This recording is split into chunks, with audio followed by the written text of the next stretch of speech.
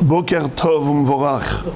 A-t-on le droit de déplacer les bougeoirs de sur la table le vendredi soir, après le repas par exemple, on a envie de débarrasser, a-t-on le droit de prendre avec ses mains le bougeoir qui est éteint, c'est-à-dire les lumières, les bougies se sont éteintes, les veilleuses, mais maintenant le bougeoir est mouktsé.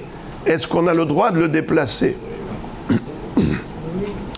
Alors, nous avons une règle, je vais le dire en araméen, je vais le traduire. Migod itketsai ben hashmashot, itketsai kuleyoma. C'est-à-dire, quelque chose qui était mouktsé à l'entrée du Shabbat reste mouktsé et interdit au déplacement pendant tout le Shabbat, car on va d'après le début du Shabbat. Mais si on a fait un tenaï, par exemple ici, pourquoi c'était mouktsé? Parce qu'il y avait la flamme qui était allumée.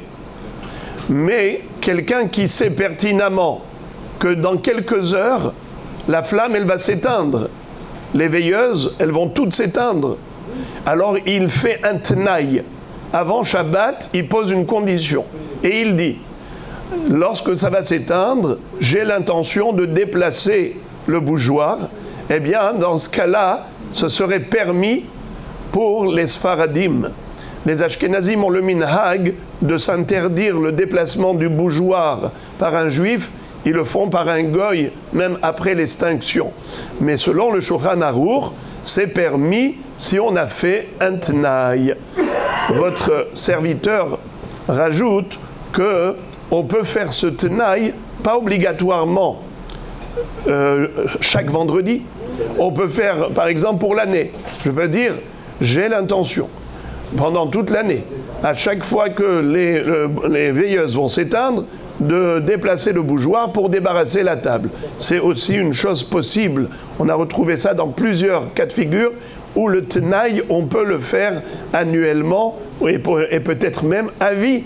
Si on dit, voilà, jusqu'à la fin, jusqu'à Be'ezrat Hashem Ad, Ve'ad Bichlal, jusqu'à la venue du Mashiach. Je vais rajouter ce que vient de me dire Prosper, c'est encore une solution qui est aussi classique, c'est que si les bougeoirs sont sur un plateau et que dans ce plateau on a mis autre chose que les bougeoirs, par exemple un petit bijou ou une challah ou quelque chose d'autre sur ce plateau, alors une fois que ça s'est éteint, on peut déplacer le plateau avec les bougeoirs dessus. Pourquoi?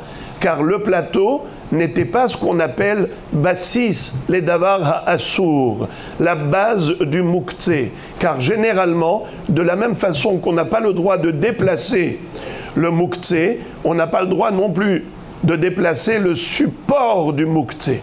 Tout est mouktsé.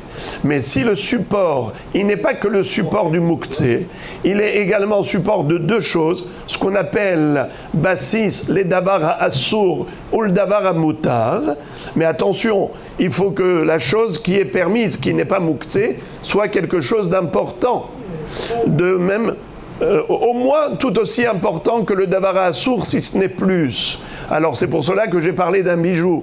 Par exemple, si madame elle met là-bas une petite bague ou un petit collier, quelque chose d'important, alors on pourra, après extinction des flammes, déplacer le plateau avec le bougeoir et le bijou dessus.